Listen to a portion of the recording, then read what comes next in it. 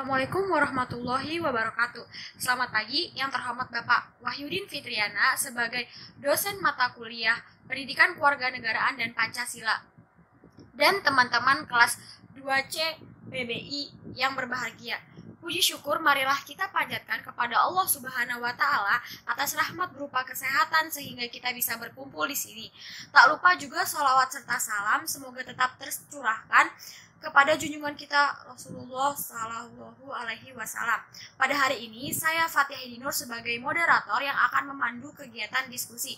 Topik yang akan kita bicarakan mengenai identitas nasional.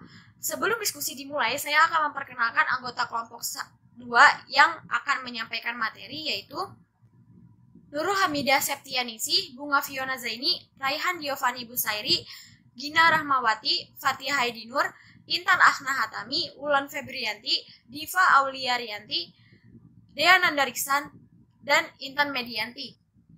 Acara yang pertama adalah pembukaan. Marilah kita mengucapkan basmalah. Bismillahirrahmanirrahim. Selanjutnya adalah penyajian materi. Saya berikan waktu kepada kelompok penyaji. Kepada kelompok penyaji saya persilahkan. Assalamualaikum warahmatullahi wabarakatuh. Saya dari kelompok 2 akan mempresentasikan materi tentang identitas nasional untuk memenuhi tugas mata kuliah PKN. Perkenalkan, nama saya Nurul Hamidah dari kelas 2C Program Studi Pendidikan Bahasa Inggris. Saya akan menjelaskan tentang konsep identitas nasional dan alasan mengapa diperlukannya identitas nasional. Langsung aja kita masuk ke materi yang pertama, yaitu konsep identitas nasional. Apa sih identitas nasional? Identitas sendiri berasal dari bahasa Inggris, yaitu identity, yang secara harfiah berarti jati diri, ciri-ciri atau tanda-tanda yang melekat pada seseorang atau sesuatu, sehingga mampu membedakannya dengan orang lain.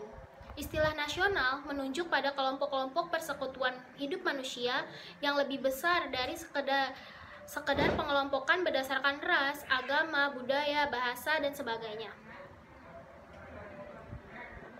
Menurut kalian, pada tahun 2002, jati diri bangsa Indonesia adalah nilai-nilai yang merupakan hasil buah pikiran dan gagasan dasar bangsa Indonesia tentang kehidupan yang dianggap baik, yang memberikan watak, corak, dan ciri-ciri masyarakat Indonesia.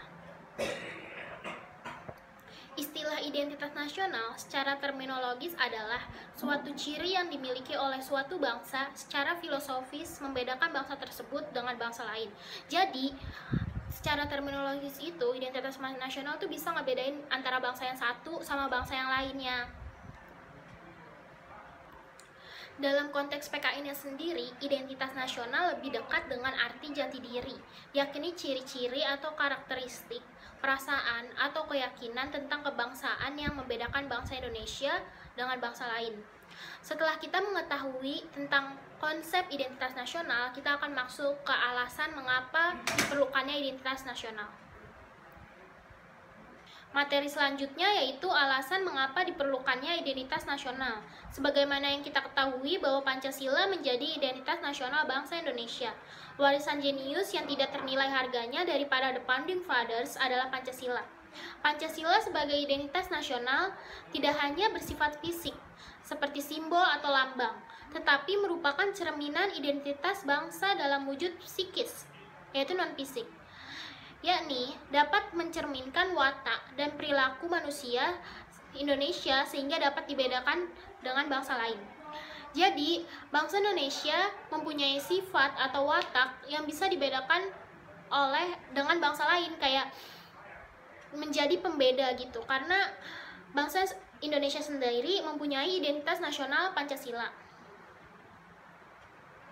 Alasan diperlukannya identitas nasional yaitu agar seluruh rakyat Indonesia yang berkepribadian Pancasila memiliki pembeda bila dibandingkan dengan bangsa lain.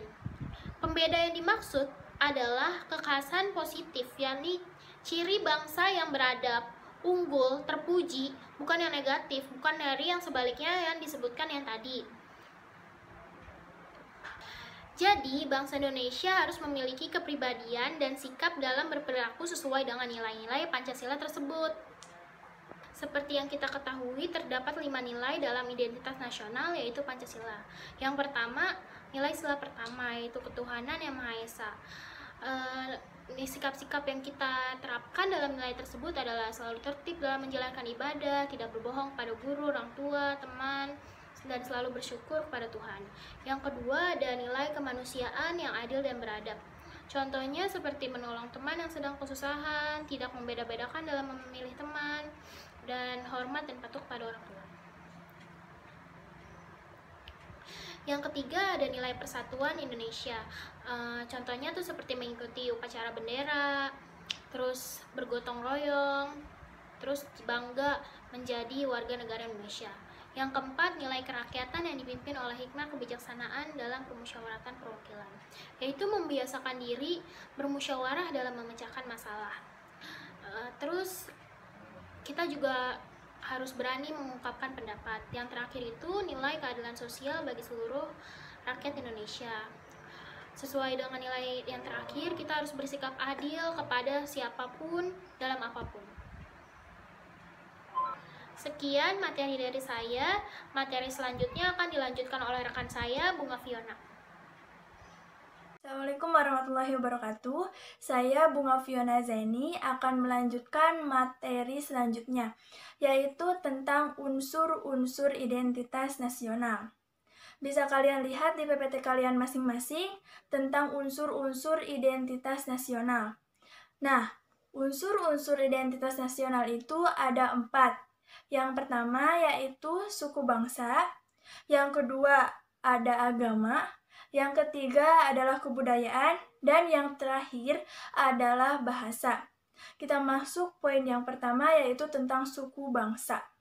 Suku bangsa. Suku bangsa di Indonesia mempunyai 1.340 suku bangsa dari Sabang sampai Merauke. Data tersebut menurut sensus BPS tahun 2010. Lalu poin yang kedua adalah agama. Indonesia mempunyai berbagai macam agama, yaitu Islam, Kristen Protestan, Katolik, Hindu, Buddha, dan Konghucu. Lalu poin selanjutnya yaitu kebudayaan. Indonesia pun mempunyai berbagai macam kebudayaan. Dilihat dari Jawa Barat saja sudah mempunyai berbagai macam jenis kebudayaan, apalagi di seluruh Indonesia. Lalu poin yang terakhir adalah bahasa.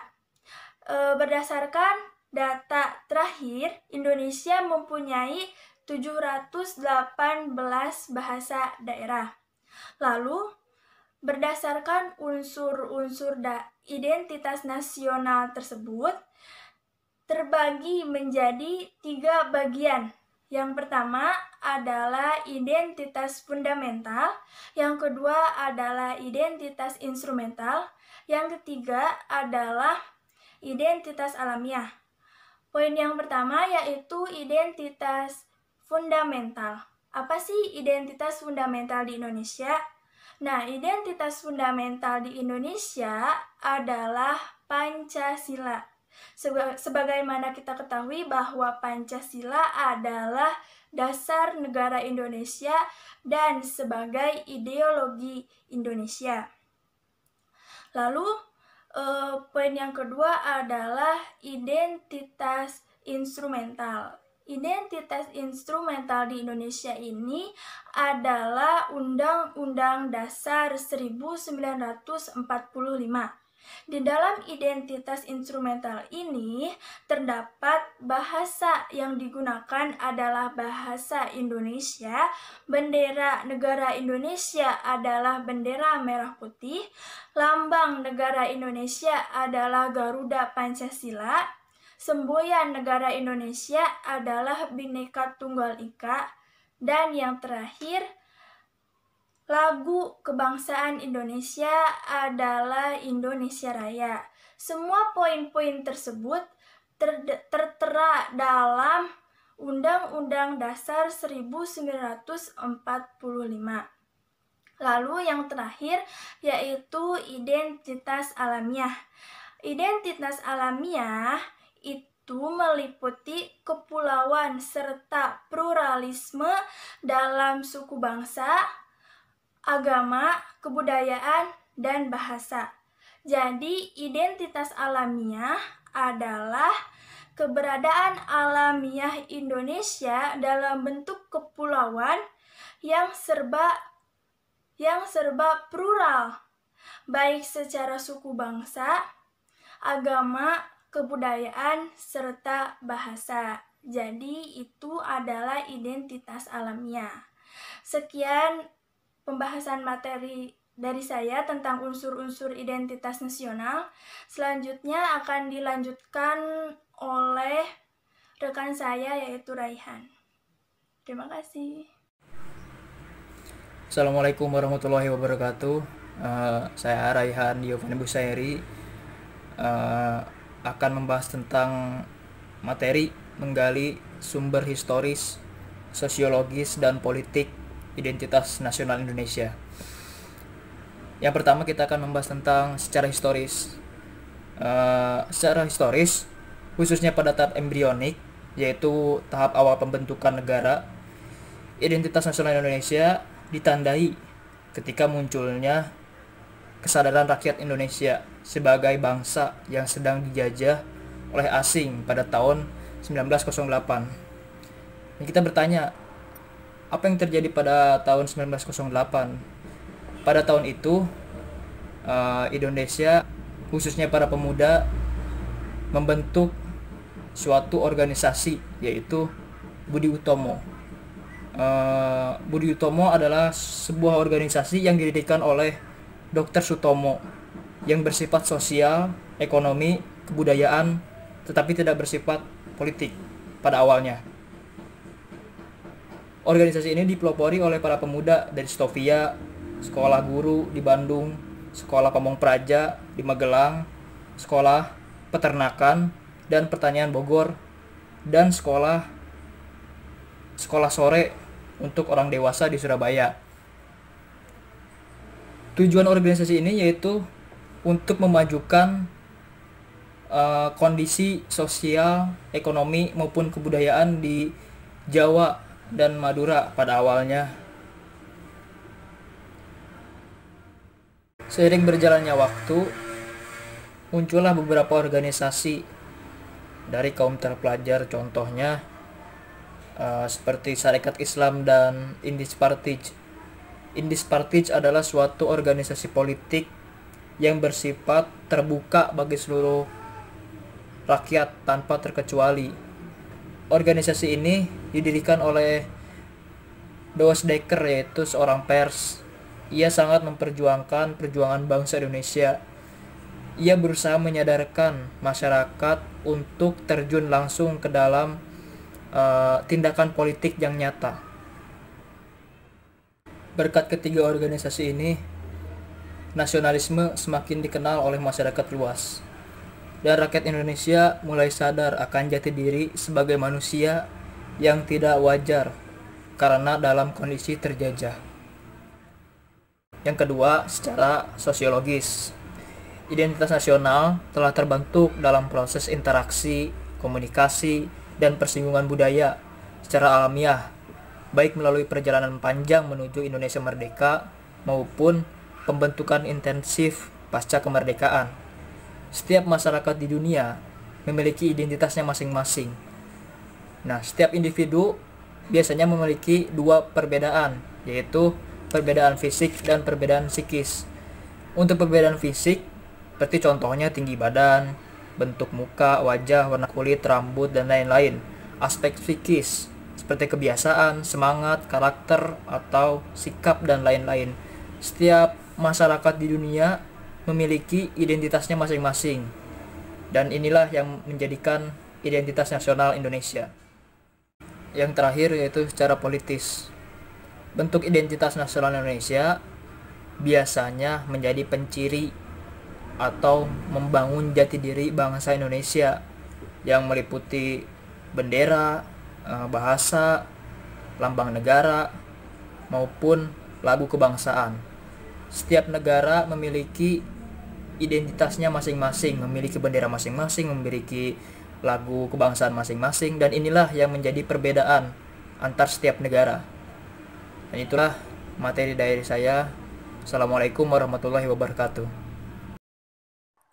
Assalamualaikum warahmatullahi wabarakatuh. Sebelumnya perkenalkan, nama saya Gina Rahmawati. Saya akan menjelaskan materi selanjutnya, yaitu membangun argumen tentang dinamika dan tantangan identitas nasional Indonesia. Pembentukan identitas nasional melalui pengembangan kebudayaan Indonesia telah dilakukan jauh sebelum kemerdekaan, yaitu melalui Kongres Kebudayaan pada tahun 1918 dan Kongres Bahasa Indonesia I tahun 1938 di Kota Solo. Yang pertama, Kongres Kebudayaan I pada tahun 1918 di Kota Solo, yang mana diselenggarakan pada tanggal 5-7 Juli 1918. Dalam kongres tersebut hanya terbatas pada pengembangan budaya Jawa, namun memiliki dampak yang meluas hingga budaya Sunda, Madura, hingga Bali. Selanjutnya, Kongres Bahasa Indonesia I pada tahun 1938 yang diselenggarakan pada tanggal 25-27 Juni 1938 di Kota Solo, yang dipelopori oleh Sudarjo Cokro Sisworo bersama para cendekiawan, penulis, dan wartawan yang tergabung dalam PERDI atau Persatuan Jurnalis Indonesia. Nah, melalui adanya kongres-kongres tersebut telah memberikan dampak positif terhadap pembangunan jati diri atau identitas nasional Indonesia. Kongres Bahasa Indonesia I menetapkan bahwa Indonesia harus menyerap bahasa asing ilmiah, diperbaharui berdasarkan cara berpikir baru, memiliki gramatika yang disusun kembali, diperbaiki dalam persurat kabaran, menjadi bahasa resmi Dewan Rakyat. Keputusan penting lainnya mengganti ejaan Van Ophusen, perencanaan pendirian Institut Bahasa Indonesia, pendirian perguruan tinggi kesusastraan. Berikut ini merupakan dinamika kehidupan yang menjadi tantangan terkait masalah identitas nasional Indonesia. Yang pertama, lunturnya nilai-nilai luhur dalam praktik kehidupan berbangsa dan bernegara. Contohnya seperti rendahnya semangat gotong royong, rendahnya kepatuhan terhadap hukum, misalnya seperti yang banyak terjadi kita lihat di lalu lintas, masih banyak masyarakat Indonesia yang melanggar peraturan lalu lintas, seperti tidak menggunakan helm, tidak memiliki SIM, dan lainnya. Rendahnya kepatuhan membayar pajak juga, rendahnya kesantunan, rendahnya kepedulian. Yang kedua, nilai-nilai Pancasila belum menjadi acuan sikap dan perilaku sehari-hari. Misalnya, masih banyak siswa yang mencontek saat ujian, masih banyak tindakan yang serba instan, tidak jujur, masih banyak yang membuang sampah sembarangan.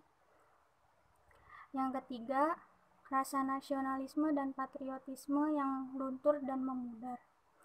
Misalnya seperti lebih menghargai bangsa lain, lebih mengagungkan prestasi bangsa lain, tidak bangga dengan prestasi sendiri, lebih bangga menggunakan produk asing daripada produk sendiri.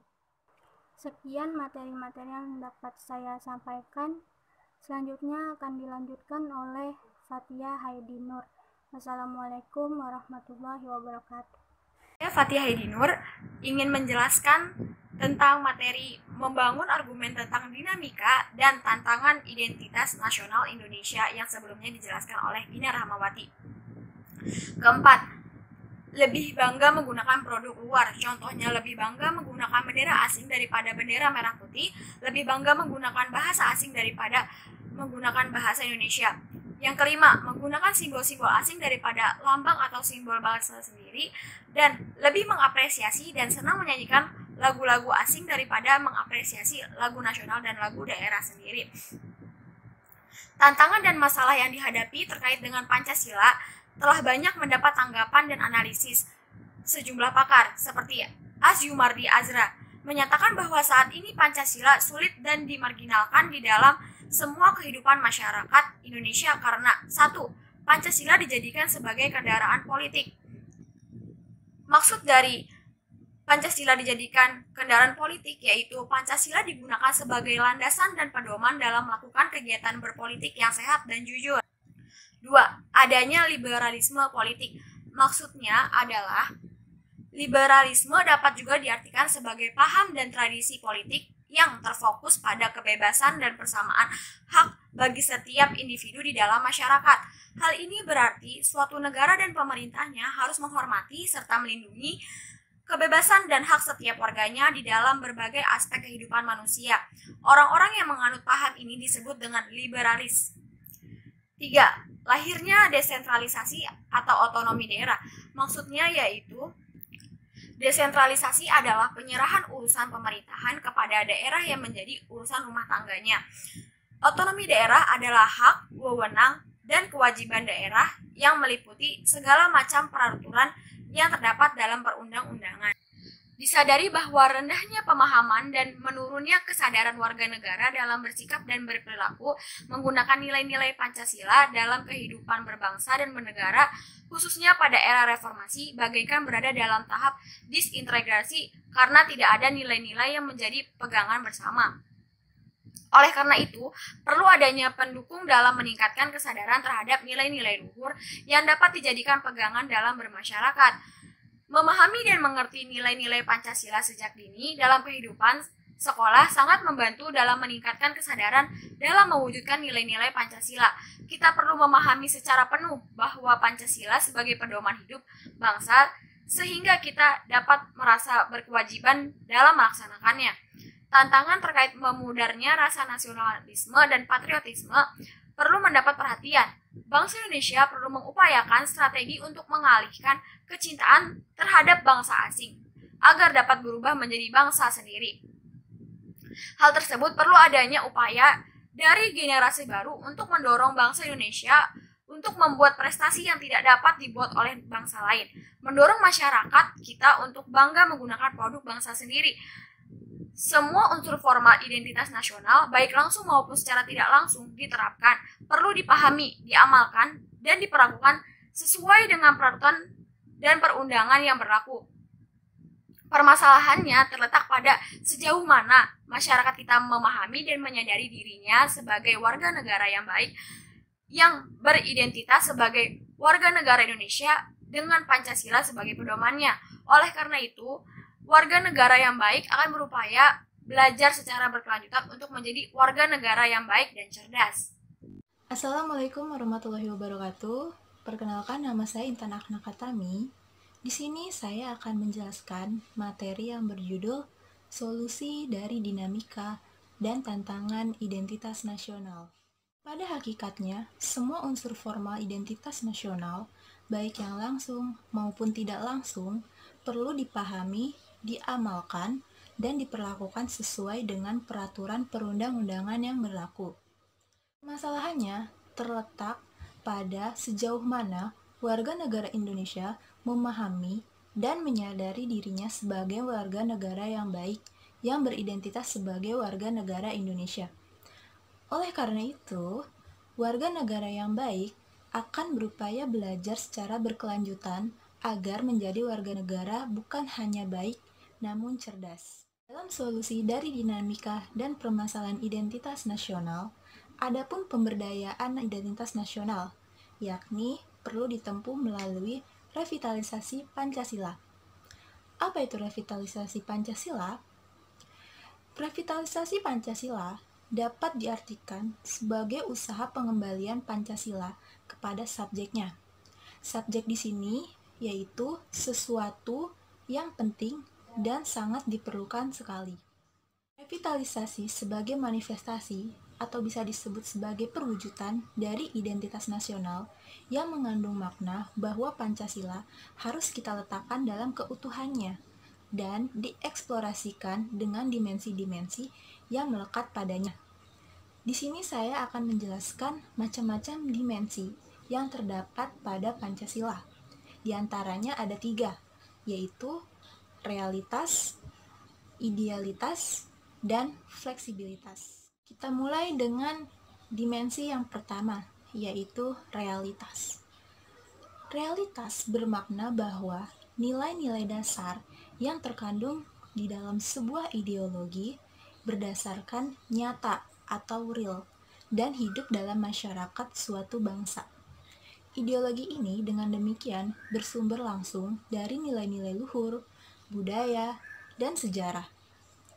Nilai ini secara nyata benar-benar dijalankan, diamalkan, dan dihayati sebagai nilai dasar bersama seluruh rakyat Indonesia.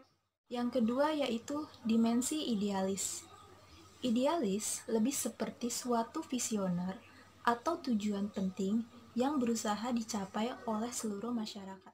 Dalam ideologi tersebut mengandung cita-cita atau idealisme yang hendak dicapai dalam kehidupan di masa depan yang sifatnya lebih baik dalam berbangsa dan juga bernegara.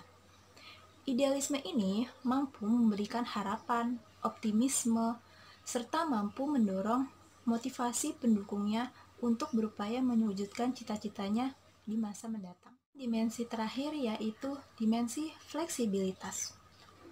Dimensi fleksibilitas dalam Pancasila berarti Pancasila itu fleksibel dalam segala aspek kehidupan. Jadi, seiring berjalannya waktu dan berkembangnya kehidupan, Pancasila akan tetap mengikuti tanpa harus merubah isinya. Kemampuan Pancasila ini untuk mempengaruhi dan menyesuaikan diri dengan perkembangan masyarakat Indonesia dan perubahan zaman.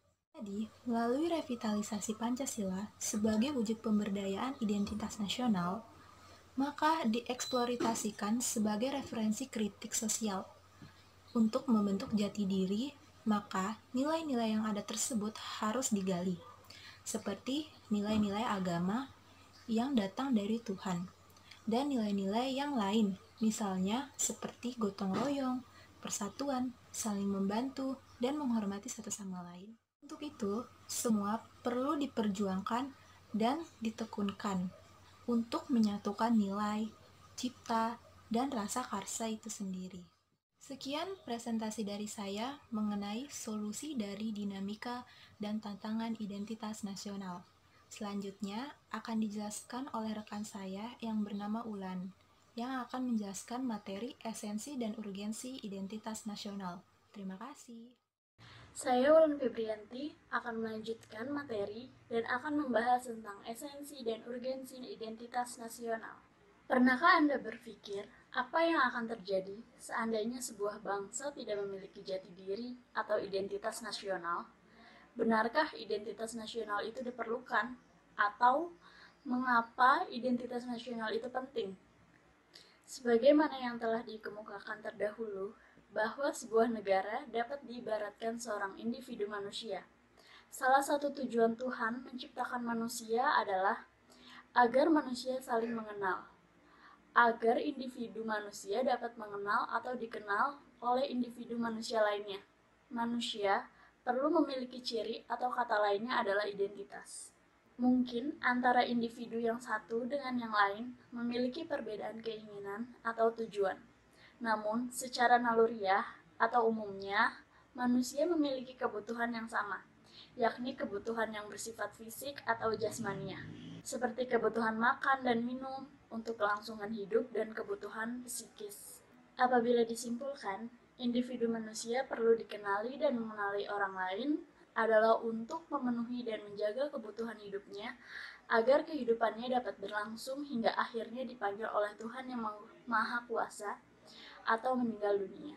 Demikianlah pentingnya identitas diri sebagai individu manusia. Selanjutnya, kita akan mengaitkan identitas diri individu dengan konteks negara atau bangsa. Identitas nasional sangat penting bagi bangsa Indonesia karena 1. Bangsa Indonesia dapat dibedakan dan sekaligus dikenal oleh bangsa lain. Maksudnya adalah agar seluruh rakyat Indonesia berkepribadian Pancasila, memiliki pembeda bila dibandingkan dengan bangsa lain.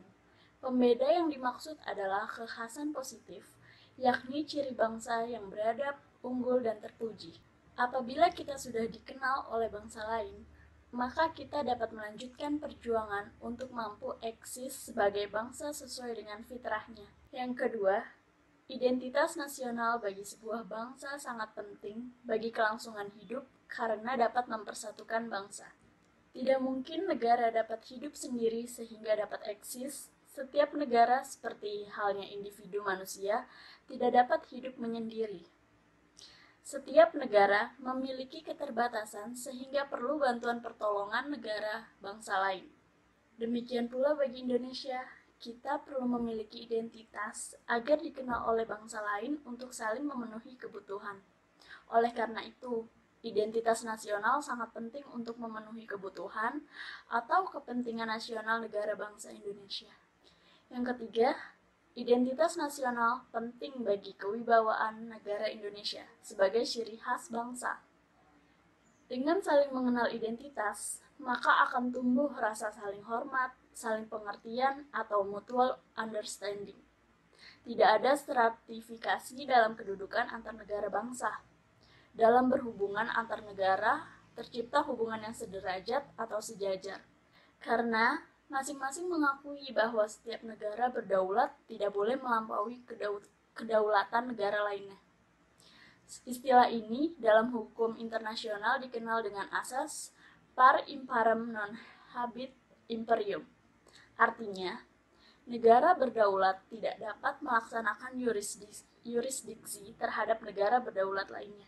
Untuk memperkokoh identitas nasional dalam konteks hubungan internasional, setiap negara memiliki bendera negara, lambang negara, bahasa negara, dan lagu kebangsaan.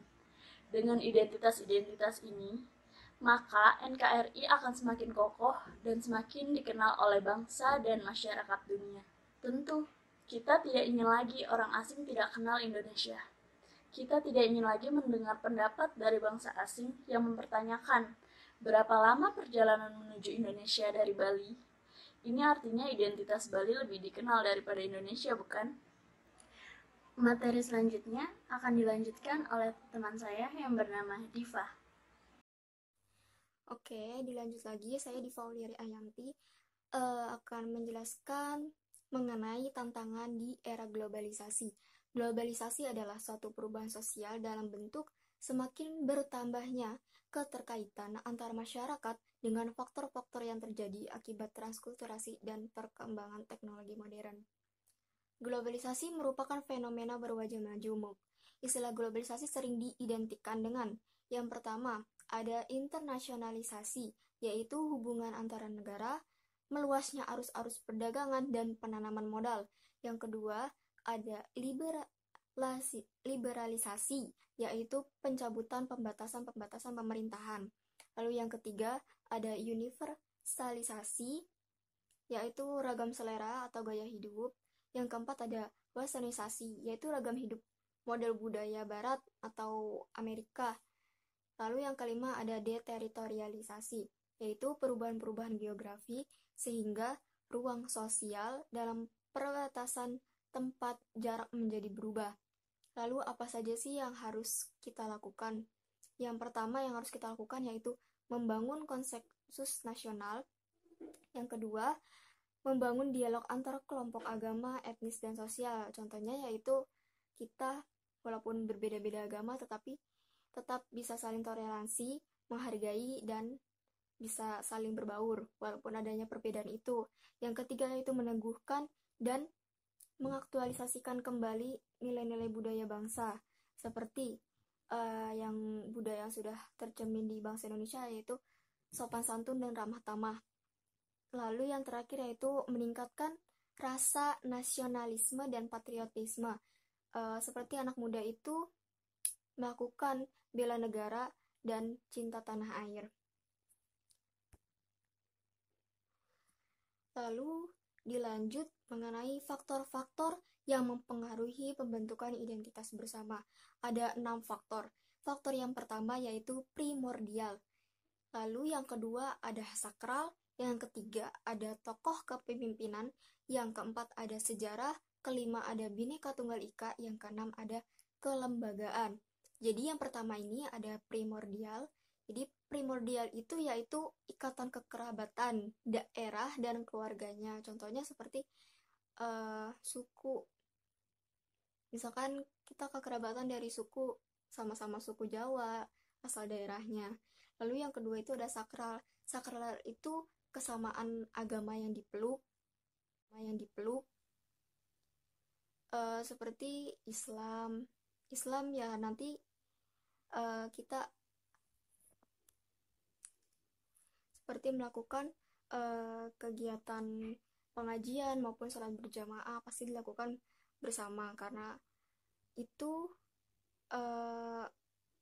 dilanjutkan pasti ada yang ketiga ini tokoh itu kepemimpinan dari seorang tokoh yang disegani dan dihormati secara luas oleh masyarakat. Biasanya kalau di lingkungan sekitar tuh biasanya tokoh masyarakat tuh ustadz atau tokoh yang biasanya bisa menasihati masyarakat di sekitar situ. Lalu yang keempat ada sejarah. Sejarah yakni persepsi yang sama tentang asal-usul nenek moyang. Yang kelima itu ada Bhinneka Tunggal Ika. Pasti Bhinneka Tunggal Ika ini berupa prinsip bersatu dalam perbedaan. Seperti yang tadi ada perbedaan kelompok agama, etnis, dan kelompok sosial. Jadi kita wajib mempunyai Bhinneka Tunggal Ika itu. Lalu yang keenam itu ada kelembagaan. Kelembagaan ini yaitu lembaga-lembaga dari pemerintah dan politik setempat. Saya Diana Eriksan akan melanjutkan materi tentang tantangan di era globalisasi yang sebelumnya dijelaskan oleh Diva Aulia. Selanjutnya, saya akan menjelaskan tentang faktor-faktor pembentuk identitas nasional. Faktor yang diperkirakan menjadi identitas bersama suatu bangsa menurut Ramlan Surbakti pada tahun 1999 meliputi primordial, sakral, tokoh, kesediaan bersatu dalam perbedaan, sejarah, perkembangan ekonomi, dan kelembagaan. Pertama, faktor primordial. Faktor primordial meliputi kekerabatan atau darah dan keluarga, kesamaan suku bangsa, daerah asal, dan bahasa dan adat istiadat. Faktor primordial merupakan identitas yang khas untuk menyatukan masyarakat Indonesia, sehingga mereka dapat membentuk bangsa dan negara. Yang kedua, faktor sakral. Faktor sakral dapat berupa kesamaan agama yang dipeluk atau ideologi doktriner yang diakui oleh masyarakat yang bersangkutan. Agama dan ideologi merupakan faktor sakral yang dapat membentuk bangsa negara. Faktor sakral ikut menyumbang terbentuknya satu nasionalitas baru. Negara Indonesia diikat oleh kesamaan ideologi Pancasila. Ketiga, tokoh. Kepemimpinan para tokoh yang disegani dan dihormati oleh masyarakat dapat pula menjadi faktor yang menyatukan bangsa negara. Pemimpin di beberapa negara dianggap sebagai penyambung lidah rakyat, pemersatu rakyat, dan simbol pemersatu bangsa yang bersangkutan, seperti Soekarno di Indonesia, Nelson Mandela di Afrika Selatan, dan Mahatma Gandhi di India. Yang keempat, prinsip kesediaan warga bersatu dalam perbedaan atau unity in diversity. Yang disebut bersatu dalam perbedaan adalah kesediaan warga bangsa untuk sedia pada lembaga yang disebut negara dan pemerintahannya, tanpa menghilangkan keterkaitannya pada suku bangsa, adat, ras, dan agamanya. Sesungguhnya, warga bangsa memiliki kesetiaan ganda atau multi-loyalitis. Warga setia pada identitas primordialnya, dan warga juga memiliki kesetiaan pada pemerintahan dan negara. Oleh karena itu, setiap warga negara perlu memiliki kesadaran akan arti pentingnya penghargaan terhadap suatu identitas bersama, yang tujuannya adalah menegakkan Bhinneka Tunggal Ika atau kesatuan dalam perbedaan. Kelima, sejarah. Persepsi yang sama di antara warga masyarakat tentang sejarah mereka dapat menyatukan diri dalam satu bangsa. Persepsi yang sama tentang pengalaman masa lalu seperti menderita karena penjajahan, tidak hanya melahirkan solidaritas, tetapi juga melahirkan tekad dan tujuan yang sama antar anggota masyarakat itu. Keenam yaitu perkembangan ekonomi atau industrialisasi. Perkembangan ekonomi akan melahirkan spesialis pekerjaan profesi sesuai dengan aneka kebutuhan masyarakat.